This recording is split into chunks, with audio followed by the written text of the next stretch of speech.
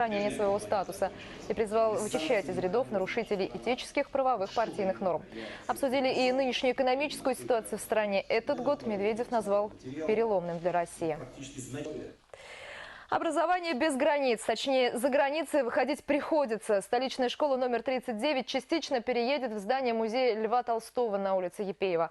Такое соседство – мера вынужденная. Дети учатся в 2 смены, им просто тесно. Уроки биологии, физики, химии и другие основные предметы останутся в школе. А вот петь и танцевать ученики начальных классов будут в соседнем здании, в будущем музее Льва Толстого.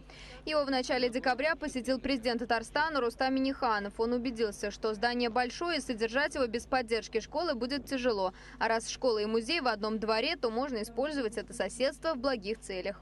Или там начальный класс, или кто здесь учится. Вот зачем это огромное здание? Тем более у нас есть еще вот эти. Флигель есть, это есть. Вы идею продумали? Сколько это будет вот содержание?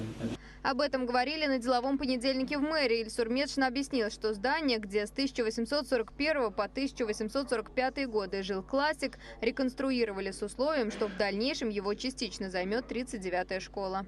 С музеем Толстого мы находимся в одном дворе. И было бы, наверное, неправильно его не использовать. Сегодня ребятам приходится тесниться. В 39-й школе учатся 1200 детей в 2 смены. Дополнительное помещение позволит ученикам второй смены раньше начинать учебу и раньше уходить домой. А вторая смена начинает заниматься почти с 2 часов, 13:50. И заканчиваются уроки, предположим, в 6 часов, в 7 часу дети уходят домой. Это уже темное время суток. А если мы перенесем на другую территорию часы вот внеурочной деятельности, это дополнительные занятия формируют и духовность, и интеллектуальные способности детей, да и физические способности, и изучение обычаев и традиций, то, соответственно, мы вторую смену будем начинать не в 2 часа, а в 12 часов. Это 2 часа выигранного времени. И это, безусловно, говоря об оздоровлении детей, это важно. К тому же факультативы первоклашек оживят историческое здание. Дети будут заниматься фольклором, танцами, ремеслами, прикладным искусством. Екатерина Белалова, Равкат Зиадинов, Вести, Татарстан.